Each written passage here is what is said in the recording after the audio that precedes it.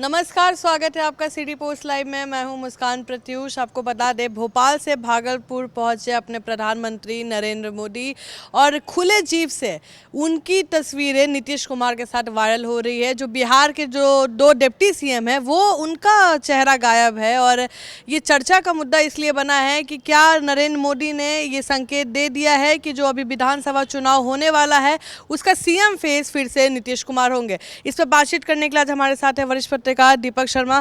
Sir, क्या ये मोदी जी ने मुहर लगा दिया है क्या कि नीतीश कुमार फिर से मुहर लगा दी है? आज जो रोड शो था प्रधानमंत्री नरेंद्र मोदी का, इस रोड शो में प्रधानमंत्री नरेंद्र मोदी के साथ नीतीश कुमार थे।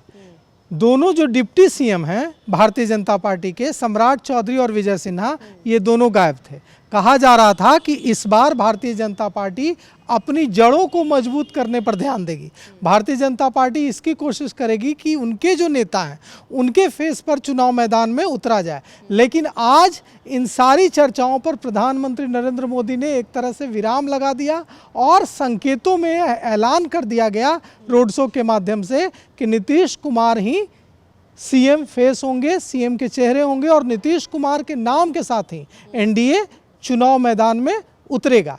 अब देखिए यहाँ इसके मायने क्या निकलते हैं। इसके मायने निकलते हैं कि जब चुनाव होगा और जब चुनावी रैलियां होंगी उसमें सिर्फ दो चेहरे होंगे, एक प्रधानमंत्री नरेंद्र मोदी का चेहरा और दूसरा नीतीश कुमार का चेहरा। बाकी सारे चेहरे भारतीय जनता पार्टी के जितने भी नेता हैं उन सारे चेहरे पीछे होंगे, चाहे गिरिराज सिंह हो, चाहे सम्राट चौधरी हो, चाहे विजय सिन्हा हो या भारतीय जनता पार्टी के दूसरे नेता हों। अब जो चुनाव होगा वह मुख्यमंत्री नीतीश कुमार और प्रधानमंत्री नरेंद्र मोदी के चेहरे को आगे रखकर होगा। मेरा सवाल ये उठ रहा है कि क्या बीजेपी में इसमें मतभेद हो जाएगा, क्योंकि सम्राट चौधरी को कहीं ना कहीं अटकलों का बाजार अगर हम देखें तो सम्राट चौधरी खुद को कहीं ना कहीं सीएम फेस उनको लोग देखने वाले थे कि शायद मुख्यमंत्री का चेहरा बदलेगा, नीतीश कुमार अब हटेंगे और बीजेपी को थोड़ा अपलिफ्ट करेंगे। इस चुनाव से ही उम्मीद किया जा रहा था कि पहली बार हो सकता है कि बीजेपी को अपना पहला मुख्यमंत्री मिले, तो क्या इस पर क्या कहिएगा? देखिए, आप एकदम सही कह रही हैं।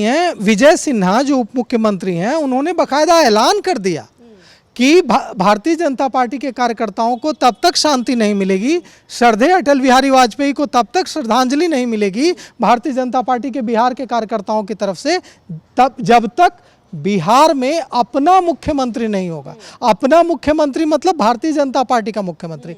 तब भी यह बवाल मचा था कि क्या नीतीश कुमार को अपना मुख्यमंत्री नहीं मानती है भारतीय जनता पार्टी। और अब देखिए, अब जो है ये सारे कयास बंद हो गए। अब ये मतभेद होगा क्या पार्टी? कोई मतभेद नहीं होगा। देखिए, भारतीय जनता पार्टी में जो शीर्ष नेतृत्व तय कर देता है उसके बाद कोई मतभेद करने की हिमाकत नहीं कर सकता है।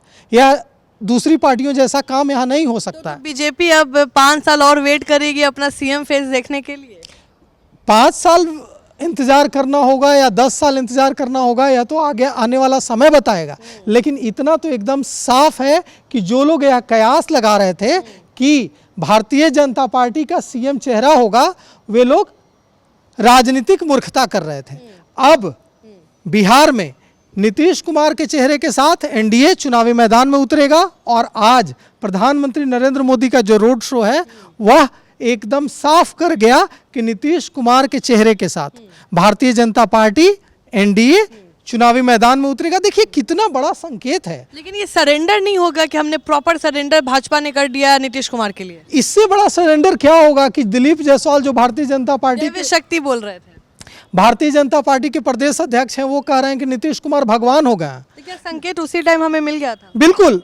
जब भारतीय जनता पार्टी का अध्यक्ष कह रहा है कि नीतीश कुमार भगवान हो गए, नीतीश कुमार को दैवीय शक्ति आ गई है, नीतीश कुमार जो चाहते हैं वो कर लेते हैं, तो इसके बाद क्या बच जाता है? सरेंडर नहीं, इसके लिए हिंदी में शब्द है साष्टांग दंडवत करना। मतलब भारतीय जनता पार्टी ने जनता दल यूनाइटेड के सामने साष्टांग दंडवत कर लिया है।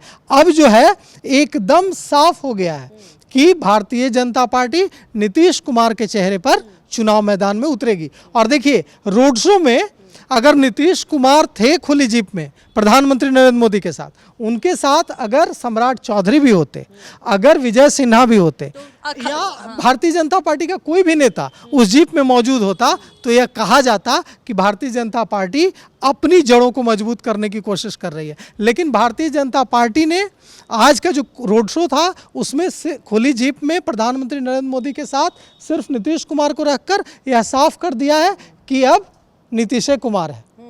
अच्छा, एक और सवाल मन में आ रहा है कि नीतीश कुमार कहीं ना कहीं सुनने में आ रहा था कि उनकी पार्टी 123 सीट 122 सीट मांगने वाली है विधानसभा चुनाव के लिए, लेकिन अटकलों का बाजार ये भी कह रहा है कि जो सीट का बंटवारा होगा बराबर बराबर में बंटवारा होगा। आज देखिए खबर आ रही है कि 123 नहीं 125 सीटों की सूची तैयार की है जनता दल यूनाइटेड ने, और 125 सीटों की सूची में 20 ऐसी सीटें हैं जो भारतीय जनता पार्टी की सीटिंग सीटें हैं, मतलब वहाँ भारतीय जनता पार्टी के विधायक चुनाव जीते हुए हैं या बहुत कम मार्जिन से चुनाव हारे थे। तो आप सोचिए कि जनता दल यूनाइटेड की नज़र भारतीय जनता पार्टी की उन सीटों पर है जहाँ उनके विधायक जीते हुए हैं, मतलब जनता जीतने का ज्यादा तोड़ है, वो सीट भी मांग रहे हैं। बिल्कुल, जहाँ जीते हुए हैं, जहाँ पिछली जी हम आपको बता दें, जब लोकसभा चुनाव बिहार में हो रहा था तो उस टाइम कांग्रेस और राजद के बीच में लड़ाई हो रही थी सीटों को लेकर। कांग्रेस का जो मजबूत सीट था वो राजद रख रही थी, और जो भाजपा का जहाँ सीट मजबूत है वहाँ कांग्रेस को दे रही थी, और कांग्रेस हारी भी थी उसमें। तो क्या कहीं ना कहीं ये अब बीजेपी और जेडीयू के साथ सेम हो रहा है? एकदम सही कहा आपने, यही हो रहा है। मतलब जनता देखिए, ऐसा लग रहा था कि 43 सीटों वाली पार्टी है जनता दल यूनाइटेड, तो जनता दल यूनाइटेड की हैसियत कम हो गई है और भारतीय जनता पार्टी की हैसियत बढ़ गई है। लेकिन जनता दल यूनाइटेड ने साफ कर दिया है कि एक चुनाव में सीटें कम आ जाने से वो छोटे भाई की भूमिका में रहने वाली नहीं है, वो बिहार में बड़े भाई की भूमिका में थी और बड़े भाई की भूमिका में रहेगी।